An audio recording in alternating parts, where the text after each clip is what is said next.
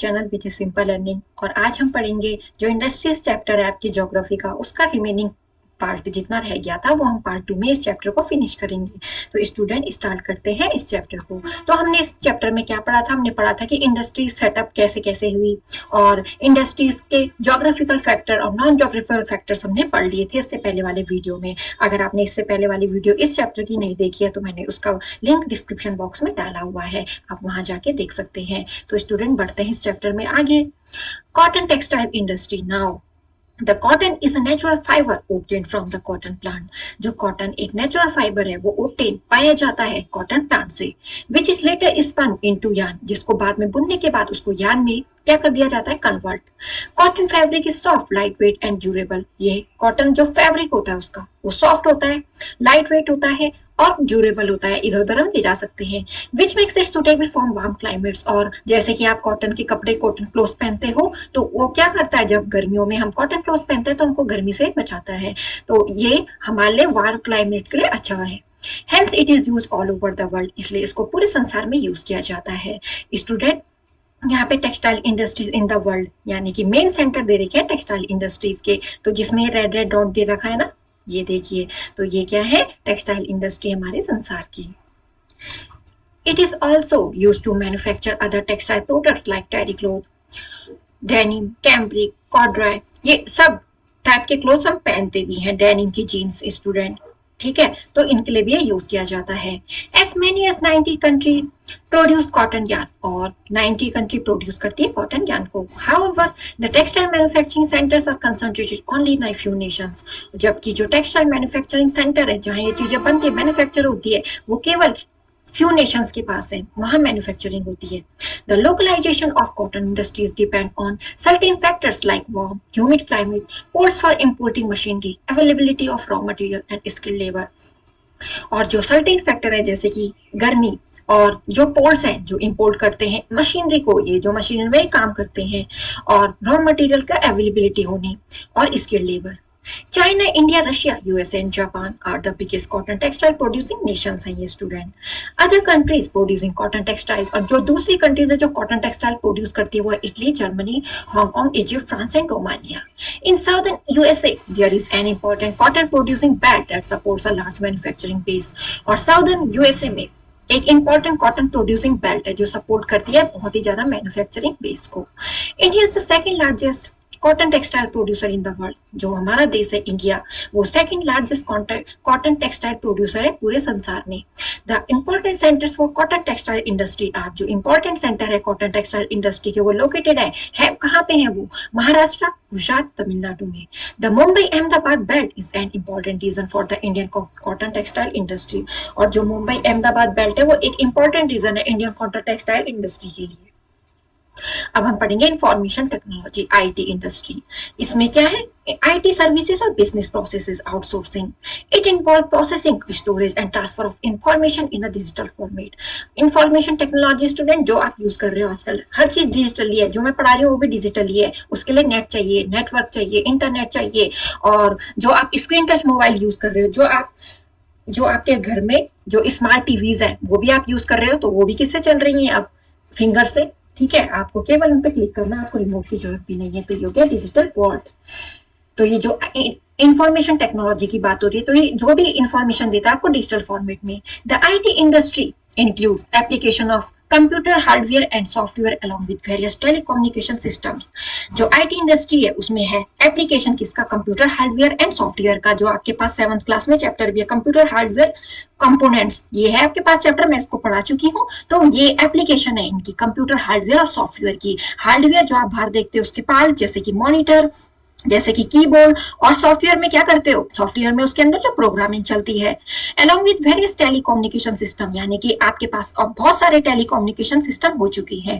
The development of IT industry is dependent on a set of conditions such as pleasant climate, good transport facilities, highly trained professionals and progressive government policies. जो development हुआ है IT industry का depend है बहुत ज्यादा conditions पे, जैसे कि क्लाइमेट सही होनी चाहिए, ट्रांसपोर्ट फैसिलिटी अच्छी होनी चाहिए, और प्रोफेशनल भी हाईली ट्रेंड होने चाहिए अच्छे खासे, और प्रोग्रेसिव गवर्नमेंट पॉलिसीज होनी चाहिए। Finland, Switzerland, Sweden, Israel, Singapore, the Netherlands and the USA are some of the leading nation in the IT sector. ये जो देश हैं, ये जो countries हैं, ये क्या है? Leading nation है information technology sector की.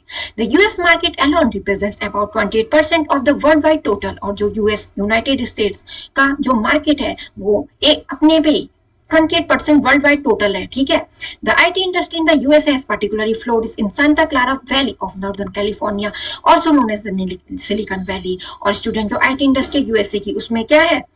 जो ये एरिया है Santa Clara valley north California की, उसको सिलिकॉन वैली भी कहा जाता है, जहां ये काम चलता है, यानी कि जहां इन चीजों का क्या है? ट्रेड है, कंपनीज है, ठीक है. Over the past decade, the biggest shift in global IT industry saw the rise of Asian countries. और जो past decade में देखें हम, जो पुराने सालों में देखें, जो biggest shift हुआ है ग्लोबल IT इंडस्ट्री का, ग्लोबल यानी कि जो वर्ल्ड, यानी कि जो एक कंट्री को दूसरे कंट्री से कनेक्ट कर रही है, ग्लोबली हो रही है वो काम पूरा वर्ल्ड में, तो वो देखी गई है एशियन कंट्रीज में भी. India is the world's largest sourcing destination. किसका है? बिजनेस वर्ल्ड वाइड का. Bengaluru is the focal point for computer software production. जो बेंगलुरु सिटी है उसको फोकल पॉइंट यानी कि जैसे शुरुआत होती है, तो कंप्यूटर सॉफ्टवेयर प्रोडक्शन और एक्सपोर्ट होता है कंट्री में. Sugar is one of the most popular food items in the world. जो सुगर है एक मोस्ट पॉपुलर फूड आइटम है हमारे संसार में. It is extensively used in the manufacture of food product. जैसे कि आप चाय में जाते हो चीनी, ठीक है, कोई भी मीठा खाने का, रसगुल्ले खाते हो आप, डेजर्ट बनाते हो आप, तो उसमें भी आप शुगर डालते हो. Its by products are also use in the manufacture of medicine. और इसका बाई प्रोडक्ट जो है वो मैन्युफैक्चर, यानी कि किसके मैन्युफैक्चर में? मेडिसिन की मैन्युफैक्चर में यूज होता है. कॉस्मेटिक्स में यूज होता है, शू पॉलिश में, रम, सिंथेटिक रबर और सर्टेन केमिकल्स में. रम एक टाइप का ड्रिंक है. Sugar is generally extracted from sugar cane in tropical region. जो सुगर है उसको सुगर केन से निकाला जाता है. कहाँ? ट्रॉपिकल रीजन्स में. In temperate regions however sugar beet is used instead. और टेम्परेट रीजन में सुगर बीट को यूज किया जाता है इसकी जगह. In Brazil a sweet liquid extracted from sugar cane known as molasses. और ब्राजील में स्टूडेंट, ब्राजील में इसको एक्सट्रैक्ट किया जाता है. किसको? जिस स्वीट लिक्विड को एक्सट्रैक्ट किया जाता है सुगर केन से, उसको बोला जाता है मोलेसिस. ठीक है, ये आप ध्यान रखना कि ब्राजील में जो स्वीट लिक्विड को शुगर केन से एक्सट्रैक्ट किया जाता है उसको बोलते हैं molasses. Is used to manufacture a clean and renewable alcohol based fuel. इसको किसको बनाने के लिए? अल्कोहल बेस्ड फ्यूल को बनाने के लिए इसकी सफाई की जाती है और फिर से इसको प्रोड्यूस किया जाता है, जिसका नाम है ethanol. The left over crushed sugar cane biomass is either burn or use to generate electricity. और जितना इसका क्रस्ट शुगर केन बायोमास जितना छूटता है वो या तो यूज होता है, उसको या तो जलाने के लिए या इलेक्ट्रिसिटी को जनरेट करने के लिए यूज करते हैं. तो देखो कितना काम का है ये. Around 160 million tons of sugar is produce every year globally. और world on the basis of globally, यानी कि जो भी सारी कंट्रीज है वो कितना प्रोड्यूस करती है शुगर को? 160 million ton. Countries such as Brazil, India, China, Thailand and Pakistan lead in sugar production. और इन कंट्रीज में भी अच्छा खासा शुगर प्रोडक्शन होता है. In Brazil the country south central region is considered to be the heart of its sugar industry. और Brazil में जो कंट्री का जो साउथ सेंट्रल रीजन है उसको माना जाता है इसका दिल, शुगर इंडस्ट्री का दिल. स्टूडेंट कहाँ? ब्राजील में. ये आपको ध्यान रखने हैं. In India the sugar cane industry is mainly concentrate in Uttar Pradesh. और इंडिया में जो शुगर इंडस्ट्री है वो कहाँ पे? उत्तर प्रदेश, हरियाणा, बिहार, पंजाब, महाराष्ट्र, कर्नाटका, तमिलनाडु, आंध्र प्रदेश में. Out of this state Maharashtra, Uttar Pradesh and Karnataka top producer. और ये जो स्टेट है ये टॉप प्रोड्यूसर है. अब हम पढ़ेंगे शिप बिल्डिंग, यानी कि जहां शिप बनते हैं. Ship building involve the construction of ocean going ships. यानी कि शिप बिल्डिंग जहां कंस्ट्रक्शन होता है किसका? ओशन गोइंग शिप, यानी कि जो शिप ओशन में जाते हैं. और अदर फ्लोटिंग वेसल्स, और भी चीज जो तैरने वाली होती है उनका कंस्ट्रक्शन होता है. It is the world's oldest industry. बहुत ही पुरानी इंडस्ट्री है हमारे संसार की. The ship building industry require construction of a specialised facility known as shipyard. और शिप बिल्डिंग इंडस्ट्री को जरूरत होती है किसका? कंस्ट्रक्शन, एक स्पेशलाइज्ड फैसिलिटी का कंस्ट्रक्शन करना, जिसको बोला जाता है शिपयार्ड. जहाँ के आपने देखे होंगे बड़े बड़े शिप क्या होते हैं? बनते हैं. It also requires large number of skilled workers. यहाँ अच्छे खासे काम करने वाले आदमी चाहिए, वर्कर चाहिए, काम करने वाले चाहिए. और एक स्पेशलाइज्ड मशीनरी होनी चाहिए यहाँ. और रॉ मटेरियल्स कोल और आयरन ओर भी होने चाहिए. China, south Korea and Japan dominate the ship building industry. और ये जो कंट्रीज है ये डोमिनेट करती है शिप बिल्डिंग इंडस्ट्री, यानी कि यहाँ है. One of the largest ship building centre located around the capital of China, यानी कि बीजिंग. और बहुत ही बड़ा शिप बिल्डिंग सेंटर है किसकी कैपिटल में? चाइना की, यानी कि बीजिंग में। India share in the global ship building market has grown to 1.3% in 2012 from 0.1% at the beginning of the 11th plan. जो इंडिया का शेयर है किसमें? शिप बिल्डिंग मार्केट में, वो ग्रोन यानी कि कहाँ तक बढ़ा? 1.3% 2012 में, और इससे पहले ही इतना कम था 0.1% जब 11th प्लान आया था। तो यानी कि आपने कितने प्लान पढ़े होंगे? जो 5 ईयर प्लान है ना, तो उसमें अलग अलग प्लान आए ना हमारे देश में, तो उसके अकॉर्डिंग है ये बात। However it is still an emerging industry in the country, और ये भी अभी उभर ही रहा है ये industry, which is still dependent on government subsidy, और जो गवर्नमेंट सब्सिडीज पे डिपेंड है। Some of the major shipbuilding centers are Mumbai, Visakhapatnam, Kochi, Kolkata और गोवा। अब हम पढ़ेंगे स्टूडेंट फिशिंग के बारे में। फिशिंग क्या है? जैसे कि नाम से कि मच्छी को पकड़ना, और ये भी एक ट्रेड है। Fish constitutes an important food source around the world, ये भी एक important food source है हमारे संसार का। It is one of the healthiest food, एक healthiest food है ये, और permanent source है nutrients का, proteins, vitamin D, omega 3 fatty acids यहाँ से मिलते हैं, इससे फिश से। Fishing industry involves activities that facilitate the supply of fish. Fishing industry क्या करती है? सप्लाई करती है फिश का, और जो इंक्लूड है या तो कैप्चर करना, पकड़ना, या तो इनका कल्चर यानी कि फिश की कल्चर करना, यानी कि उनको क्या करना, एक मतलब जब वो फिश छोटी रहती है तो उनका एक क्या बना देना? फार्म बना देना। दिस इंक्लूड द कैप्चर और culture of fish followed by it's processing, preservation, storage, transport और सेल। आप इसमें क्या करते हैं? प्रिजर्वेशन, उनको बचाए भी रखना, यानी कि उनको बेच भी सकते हो अपने पर्पस के लिए, ट्रांसपोर्ट और सेल भी कर सकते हो। Apart from seas, fishes are also captured from inland waters और रियर्ड इन एक्वाकल्चर फैसिलिटी, और ये इनको कहाँ से लाते हैं? या तो सीज और फिशेज को इनलैंड वाटर से भी क्या कर सकते हैं? ले सकते हैं, यानी कि आप कैप्चर कर सकते हो, और इसका एक्वाकल्चर फैसिलिटीज में भी आप इनको रियल्ड कर सकते हो, यानी कि ला के रख दिया और उसके बाद वो ग्रो होने लग जाएंगी। Around 12% of the world population is dependent on the fishing industry, और संसार की जो 12% पॉपुलेशन है वो डिपेंड है फिशिंग इंडस्ट्री पे, अपने लिवलीहुड के लिए, यानी कि रोजगार के लिए, अपना पेट पालने के लिए। For the past 20 years the annual marine catch has established around 80 million ton. तो इतना क्या लाते हैं वो मछलियों को? 80 million ton student. Fishing industry relies on availability of small to large floating vessels। जो फिशिंग इंडस्ट्री है वो डिपेंड है किसकी अवेलेबिलिटी पे? जो फ्लोटिंग वेसल्स, छोटे से लेकर बड़े तक। प्रिजर्वेशन टेक्निक्स, उनको रखने की टेक्निक्स, और एफिशिएंट ट्रांसपोर्ट नेटवर्क होना चाहिए, यानी कि आप जहां भी आपकी प्रिजर्वेशन टेक्निक्स है, जो भी फ्लोटिंग वेसल्स है, वहां से नजदीक होना चाहिए ना transport network. China leads in global commercial fishing market, और यहाँ पे भी चाइना ही आगे है, और उसके बाद है जो कंट्रीज पेरू, इंडिया, इंडोनेशिया, ये इसके बाद आती हैं। In India the coastal states of West Bengal, Andhra Pradesh, Gujarat and Kerala are the major fish producer, और यहाँ जो स्टेट है यहाँ ज्यादा क्या होती है? फिश आती, यानी कि फिश होती है, यानी कि सागर, ठीक है। More than half of the global fish export by value originate in developing countries, और सबसे ज्यादा यानी कि आधे से ज्यादा जो एक्सपोर्ट होता है फिश का, वो डिपेंड करता है किसके? जो डेवलपिंग कंट्रीज है वहां कितना है, वहां कितना प्रोड्यूस हो रहा है। तो स्टूडेंट ये है फिशिंग के बारे में। Factor controlling growth of fishing industry, जो फैक्टर है जो यानी कि कंट्रोल करेगी ग्रोथ को फिशिंग इंडस्ट्री के, वो क्या है? Presence of wide continental shelf, यानी कि कॉन्टिनेंटल शेल्फ चौड़ा होना चाहिए, यानी कि फिश किस में रहेगी? पानी में, तो ज्यादा होना चाहिए ना। Conversation of warm and cold currents, और जो वार्म और कोल्ड करेंट का कन्वर्जेशन है वो होना चाहिए, जो हेल्प करेगा उनकी ब्रीडिंग के लिए, यानी कि हो सकता है उनको वो इन्वायरमेंट, वो टेम्परेचर सुटेबल लगे, ठीक है, जो उनके फूड के लिए भी सुटेबल हो, जैसे कि गल्फ स्ट्रीम और लेब्राडोर करंट्स नियर फिनलैंड के नजदीक है। Fishes are caught in large quantity when they come to feed on them, और जब वो कुछ दाना वगैरह डालते हैं ना, ठीक है, तो उस पे आती है ना फीड करने के लिए आती है, तो जो फिश है वो फिर लार्ज क्वांटिटी में क्या हो जाती है? पकड़ी जाती हैं, यानी कि जो मछुआरे होते हैं, जो फिशरमैन होते हैं, वो अपने नेट को फेंकते हैं ना, तो जब वो उसमें भी कुछ डालते हैं ना, उनको खाने के लिए कुछ उसमें लगा रहता है, तो वो उनको खाने के लिए आती हैं, तो इसलिए वो लार्ज क्वांटिटी में कॉट होती है, यानी कि पकड़ी जाती हैं। Cold temperate climate which helps to preserve the fish that are caught, जो कोल्ड टेम्परेट क्लाइमेट है वो हेल्प करती है फिश को प्रिजर्व करने के लिए। अगर वो उनको अच्छा खासा टेम्परेचर, यानी कि उनको टेम्परेचर नहीं प्रोवाइड किया गया, तो क्या हो सकता है स्टूडेंट? वो मर जाती हैं और उनमें स्मेल भी आने लग जाती है। barometric pressure, when barometric pressure changes fish become more active, जब barometric pressure चेंज होता है तो जो फिश है वो और एक्टिव हो जाती है। और जो कंट्रोलिंग ग्रोथ है फिशिंग इंडस्ट्री की, वो फैक्टर्स जो कंट्रोल करेंगे ग्रोथ किसकी? फिशिंग इंडस्ट्री की, उसमें से एक फैक्टर ये भी है कि ह्यूज मार्केट, उनका क्या है? जो बेचने का, जो लोग उसको बेचते हैं ना मार्केट में, तो इसकी मार्केटिंग भी ज्यादा है, यानी कि डिमांड ज्यादा है लोगों की। Temperate forest that provide logs for building fishing vessels, और जो टेम्परेट फॉरेस्ट है वो प्रोवाइड करते हैं लॉग्स, किसके लिए, ताकि जो फिशिंग वेसल्स है उनको बना सके। Automobiles have become an important part of our life. Automobile भी एक इंपॉर्टेंट पार्ट है हमारी जिंदगी का।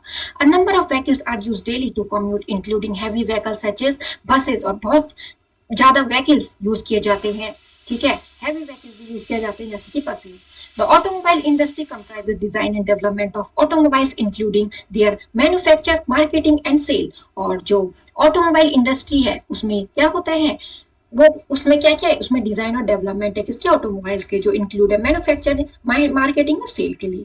The automobile industry is one of the most important economic sectors in the world. ये इकोनॉमिक सेक्टर है हमारे वर्ल्ड में। कैसे, जो आप कार यूज करोगे, स्कूटर यूज करोगे, तो उन्हीं की तो इंडस्ट्री है की। The production process of automobile is based on immediate demand. जैसी डिमांड आएगी तो वैसी प्रोडक्शन आगे बढ़ेगा। It is also highly regulated by A number of local and international safety norms. और इसको रेगुलेट करते हैं कौन, लोकल और इंटरनेशनल सेफ्टी नॉर्म्स, यानी कि इसके बेस पे वो रेगुलेट होते हैं। The automobile industry is one of the most important economic sectors in the world। जो ऑटोमोबाइल इंडस्ट्री है वो एक important economic। The automobile industry requires high level of investment in new technology such as construction of fully automated assembly lines। जो automatic industry है उसमें बहुत ही ज्यादा हाई लेवल का इन्वेस्टमेंट चाहिए होता है। न्यू टेक्नोलॉजी अगर यूज करनी पड़ेगी उसमें, तो उसके लिए भी इन्वेस्टमेंट ज्यादा करना पड़ेगा स्टूडेंट, तभी वो टेक्नोलॉजी हम यूज कर पाएंगे। Such as construction of fully automated assembly line, जैसे कि जो असेंबली लाइन है उनका कंस्ट्रक्शन, उनको बनाने के लिए। It is also dependent on the availability of automotive components and skilled labour. और ये डिपेंड किस पे करता है, या तो ऑटोमोटिव कंपोनेंट की अवेलेबिलिटी होनी चाहिए, वहां पे आसानी से मिलना चाहिए, या तो skilled labour. China, the USA, Japan, Germany and South Korea ये लार्जेस्ट ऑटोमोबाइल प्रोड्यूसर्स है संसार के। In India manufacturing facilities are concentrated around 3 area. जो इंडिया में मैन्युफैक्चरिंग फैसिलिटी है वो किसके अराउंड कंसंट्रेटेड है, ये 3 इनके around, Chennai, Mumbai and national capital region के around. The automobile industry accounts for 7.1% of the country's gross domestic product. और स्टूडेंट ये इतनी जीडीपी बनाती है हमारे देश की, 7.1%, majority of which is dominated by the two wheeler segment. और जिसमें जो मेजोरिटी है वो किसकी ज्यादा है, टू व्हीलर सेगमेंट की, यानी कि आप दो पहिए जो यूज करते हो ऑटोमोबाइल, ऑटो जो भी यूज करते हो आप, स्कूटर्स वगैरह। पॉल्यूशन ड्यू टू इंडस्ट्री, अब जो इंडस्ट्री की वजह से पॉल्यूशन है वो क्या है, पॉल्यूशन क्या हुआ, एक undesirable change in the physical, chemical और biological characteristic of the natural environment brought about by man's direct और इनडायरेक्ट एक्टिविटीज। यानी कि जो फिजिकली चेंज हो रहा है, जैसे कि एयर में, केमिकली यानी कि वाटर में जो भी केमिकल्स फैक्ट्री से निकल रहे हैं, और बायोलॉजिकल कैरेक्टरिस्टिक, यानी कि जैसे जब बारिश होनी है, जब बारिश नहीं है तब धूप है, ठीक है, तो यानी कि चेंज होना टेम्परेचर का भी। तो ये नेचुरल इन्वायरमेंट है, ये किसकी वजह से है, मैन की जो डायरेक्ट और इनडायरेक्ट एक्टिविटीज है, और ये हार्मफुल है ह्यूमन और ह्यूमन लाइफ के लिए। पॉल्यूशन में अफेक्ट द सॉयल, सॉयल भी इससे अफेक्ट है, रिवर्स भी, सीज भी और एटमोस्फेयर भी। There are 2 classes of pollutant, pollutant की 2 क्लास है, यहाँ पे आपको साइंस का भी दे दिया है। These are biodegradable, that is sewage, जो बायोडिग्रेडेबल हो जाएगा, यानी कि जो सीवेज है कूड़ा, that can be rendered harmless by natural processes, और जो हार्म करेगा, ठीक है, वो उतना हार्म नहीं होगा, उसको नेचुरल प्रोसेस से क्या कर दिया जाएगा, change. And therefore cause no permanent harm, जो परमानेंट हार्म नहीं करेगा, यानी कि हमेशा के लिए हार्म नहीं करेगा। इफ एडुकेटली डिस्पर्स और ट्रीटेड, अगर उसको ढंग से फेंका गया, डिस्ट्रीब्यूट किया गया और ट्रीट किया गया। Those that are non biodegradable, और किसके कंपैरिजन में, जो नॉन बायोडिग्रेडेबल है, यानी कि जिनको क्या नहीं कर सकते हैं, डिस्ट्रॉय नहीं कर सकते, जैसे कि heavy metals, lead, cadmium, mercury and DDT, और प्लास्टिक जो कि कभी भी क्या नहीं होता है, डिस्ट्रॉय नहीं होता है।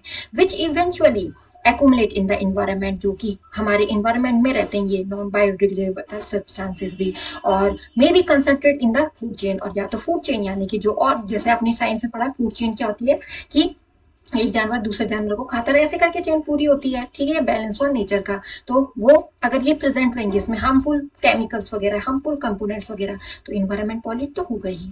Other forms of pollution in the environment include noise, जैसे कि नॉइज पॉल्यूशन, कोई बहुत तेज हॉर्न यूज कर रहा है तो उससे क्या हो जाएगा, हमारी एयर को इफेक्ट होगा, जैसे कि jet aircraft, traffic, industrial process और एडवर्टाइजमेंट, ये।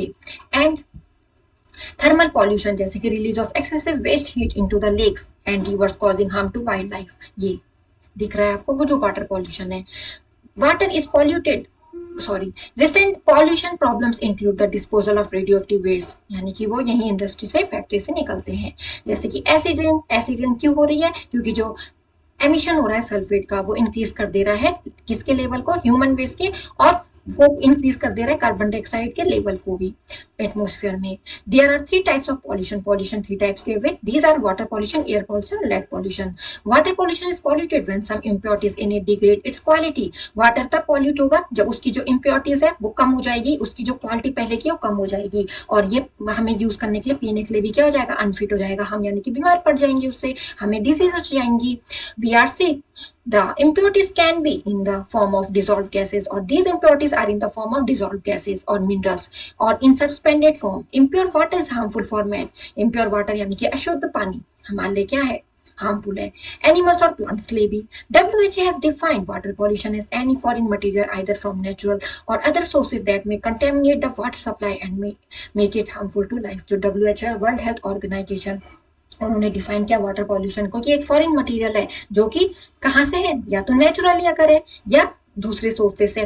तो नेचुरल यानी कि जो स्मोक निकल रहा है, ठीक है, किससे, व्हीकल्स से, और जो सोर्सेस है यानी कि वो क्या बना देते हैं, जो अदर सोर्सेस हैं वो क्या कर देते हैं, वो कंटेमिनेट कर देते हैं उस वाटर सप्लाई को और उसको हार्मफुल बना देते हैं उसमें मिक्स होके, यानी कि एज एनी फॉरेन मटेरियल, ये तो हमने पढ़ लिया।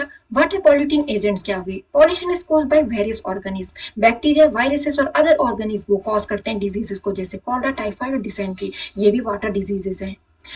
इनऑर्गेनिक साल्ट जैसे कि जो रिमूव्ड नहीं होता है सिंपल कन्वेंशनल ट्रीटमेंट प्रोसेस से भी, और वाटर को क्या वो बना देता है, पीने के लायक नहीं बनाता है, और जो इरिगेशन के लिए यूज करोगे, इंडस्ट्री के लिए यूज करोगे, वो भी अच्छा नहीं होगा।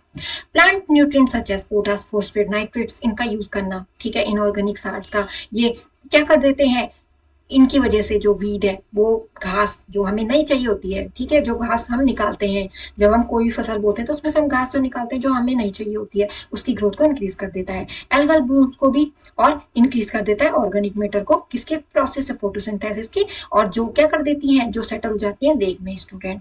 तो ये है water polluting agents. Spilled oil can harm aquatic animals, spilled oil का मतलब जो आप यूज करके फेंक दे रहे हो सीधा, ठीक है, तो वो ऑयल भी क्या है, तो वो ऑयल भी हार्मफुल है हमारे, किसके लिए, एक्वेटिक एनिमल्स की ग्रोथ के लिए, because its chemical constituents are poisonous, क्योंकि वो क्या है, पॉइजनस है, यानी कि जहर के बराबर। This can affect organism present in the water bodies, और ये अफेक्ट करेगा ऑर्गेनिज्म को जो प्रेजेंट है वाटर बॉडीज में। Specific toxic agents ranging from metals to complex synthetic chemicals, और जो टॉक्सिक एजेंट है जो कि है मेटल्स से लेकर कॉम्प्लेक्स सिंथेटिक केमिकल्स का, वो भी पॉल्यूट करेंगे वाटर को। Waste heat that may render the river less suitable for certain purposes, और जो वेस्ट हीट है, ठीक है, यानी कि जैसे कि फैक्ट्रीज में यूज किए जाते हैं कोल्स वगैरह, ठीक है, तो उनसे जितना रिमेनिंग बचेगा वो भी आपने रिवर में फेंक दिया, तो वो भी अच्छा नहीं है। सिल्ट दैट में enter a river in large quantity causing change in the character of the river bed, और जो सिल्ट है जो एंटर करती है रिवर में, ठीक है, बहुत बड़ी मात्रा में, वो भी चेंज कर देगी रिवर बेड के कैरेक्टर को। प्रोटेक्टिव मेजर क्या ले सकते हैं हम, जो इंडस्ट्री उसको प्रोवाइडेड करें वेस्ट ट्रीटमेंट फैसिलिटी, यानी कि जो भी वहां से वेस्ट निकलेगा उसका फैसिलिटीज होना चाहिए, वो कहाँ जाएगा। The industrial waste should be collected from source, और इंडस्ट्रियल वेस्ट को हमें सोर्स से ही कलेक्ट करना है जहां से वो निकल रहा है, और उसको मैनेज करना है साइंटिफिक बेसिस पे, यानी कि हमें खुद से सोचने पड़ेंगे कि इसके क्या सॉल्यूशन हो सकते हैं।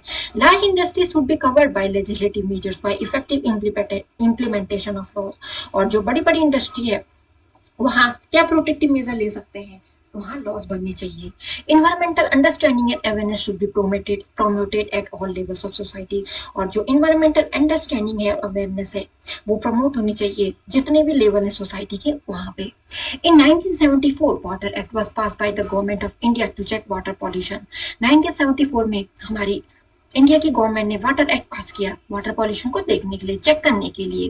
The act was amended in 1988, और इसको लागू कब किया गया, 1988 में। Ganga action plan was launch in 1986, काय के लिए लॉन्च किया गया गंगा एक्शन प्लान, ताकि वाटर को क्लीन कर सकें।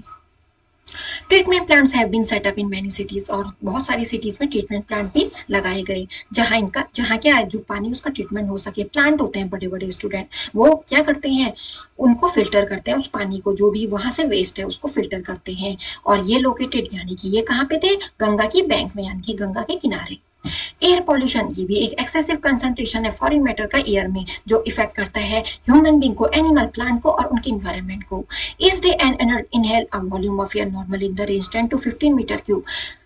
हर दिन जो एक एडल्ट है यानी कि जो जवान है वो इनहेल्स यानी कि लेते हैं एयर को किस रेंज में, 10 to 15 मीटर क्यूब में। और जो लंग्स है वो प्रोवाइड करते हैं एक effective means of absorbing oxygen, ले जाते हैं हमारे ब्लड स्ट्रीम में, जो भी हमारा ब्लड है वो लंग्स ले जाते हैं उस ऑक्सीजन को। और they provide similar facility for many other gases impurities in the air. और ऐसी फैसिलिटी प्रोवाइड करते हैं यानी कि जो गैसेस इम्प्योरिटीज है एयर में, यानी कि जो हम एयर पॉल्यूटेड लेंगे तो उससे हमें भी तो डिजीज होगा, ठीक है। Also any small solid particles in the atmosphere can be drawn into the lungs. कोई भी सॉलिड पार्टिकल्स है वो क्या हो जाएगा, चले जाएगा लंग्स में और हमारी सांस के साथ, और वो डिपोजिट हो जाएगा हमारी लंग की सरफेस में। Occupational diseases such as silicosis which can arise among workers. और ऑक्यूपेशनल डिजीजेस यानी कि जो लोग काम कर रहे हैं, जिनका ऑक्यूपेशन है काम करना, और वो जो ऑक्यूपेशन कर रहे हैं उसकी वजह से जो उनको डिजीज हो रहा है उस ऑक्यूपेशन की वजह से। तो जैसे कि ये एग्जांपल सिलिकोसिस जो अराइज हुआ वर्कर्स के बीच में, subjected to high levels of dust, dust की वजह से, have been observe for many year, बहुत सालों तक इसको देखा गया, ऑब्जर्व किया गया। Air pollutants uncommon constituents of air insulting concentrations can be hazardous to animal and plant life। जो अनकॉमन constituent है एयर के, ठीक है, तो वो सल्टिंग कंसंट्रेशन में प्रेजेंट है और वो हार्मफुल है एनिमल और प्लांट लाइफ के और हमारे लिए भी। एग्जाम्पल इनके carbon monoxide, carbon dioxide, nitrogen oxide, sulphur, inorganic and organic acid, hydrocarbons, inorganic particular trace elements और कंपाउंड्स भी, insecticides, bacteria, viruses, dust, cold, smoke, acrolein, इतने सारे ये एयर पॉल्यूटेंट्स है जो हमें हार्म पहुंचाते हैं और सभी जो भी लिविंग ऑर्गेनिज्म है उनको भी। इसके लिए प्रोटेक्टिव मेजर क्या लें? It is not possible to eliminate all man-made emission of gases into the atmosphere। ये पॉसिबल नहीं है कि हम सभी जो man-made emission यानी कि जो हमारी वजह से जो गैस एटमोस्फेयर में प्रेजेंट है, ठीक है, ये हार्मफुल गैसेस हम उनको हटा सके, ये पॉसिबल नहीं है। पर ये हमें खुद समझदार होना चाहिए कि जो ये पॉल्यूटेंट्स है इनका रिडक्शन हो, ठीक है, एक पॉइंट तक, ताकि इनसे जो हम पे इफेक्ट पड़ रहा है ये कम से कम हट जाए।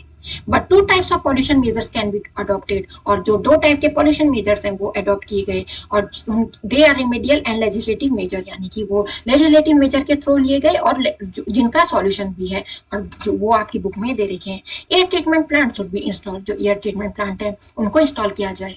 Absolute machinery should be replace, जो पुरानी मशीन जो आउट ऑफ डेट हो चुकी है उनको हटा दिया जाए। Fabric filters and bag filters should be used in industry. Fabric filter यानी कि जो फैब्रिक यानी कि जो उनसे पॉल्यूशन हो रहा है उसको फिल्टर कर सके। More importance would be given to alternate energy resources, और इंपॉर्टेंस उसको दी गई जाए जो अल्टरनेट एनर्जी रिसोर्सेज को। Height of chimneys in factories would be raised, और जो हाइट है उनके ऊपर की जाए, यानी कि जो चिमनीज की हाइट है वो थोड़ी ऊपर होनी चाहिए ताकि जो पॉल्यूशन है वो नीचे लेवल में ना पहुंच सके। Legislative measure air pollution can be check by introducing laws और स्ट्रिक्टली एनफोर्सिंग देम। जो एयर पॉल्यूशन उसको चेक कर सकते हैं लॉज और उनको स्ट्रिक्टली फॉलो भी करना है। एयर एक्ट वाज इनेक्टेड 1981 में, एयर एक्ट को लाया गया कि प्रिवेंट करने के लिए, एयर पॉल्यूशन को कंट्रोल करने के लिए भी और एयर की क्वालिटी को इम्प्रूव करने के लिए। इस एक्ट को अमेंडेड किया गया बाद में ताकि ये और ज्यादा इफेक्टिव हो। लैंड पॉल्यूशन क्या है? जो कॉज होगा इंडस्ट्रियल वेस्ट से। Because of industrial waste land is transform into a barren land, और इसी इंडस्ट्रियल वेस्ट की वजह से जो लैंड है यानी कि जिसमें खेती हो सकती थी, जिसमें बहुत सारी चीजें हो सकती थी, वो एक बंजर लैंड में कन्वर्ट हो जाता है और वो अपनी फर्टिलिटी को भी लूज कर देता है, यानी कि उसमें जो इंपॉर्टेंट मिनरल्स हैं वो नहीं रहते हैं। So the government should take measure to control industrial population. इसलिए गवर्नमेंट ने भी ये मेजर लिए ताकि इंडस्ट्रियल पॉल्यूशन को और ये लैंड पॉल्यूशन को मेजर कर सके, यानी कि इसको कम कर सके। तो स्टूडेंट आज का जो चैप्टर है इंडस्ट्रीज ये होता है फिनिश। और आपको ये समझ में आएगा तो लाइक जरूर कीजिए वीडियोस को। आप देखते तो हैं पर सब्सक्राइब करना भूल जाते हैं मेरे चैनल को, सब्सक्राइब जरूर किया कीजिए, अपने दोस्तों की भी हेल्प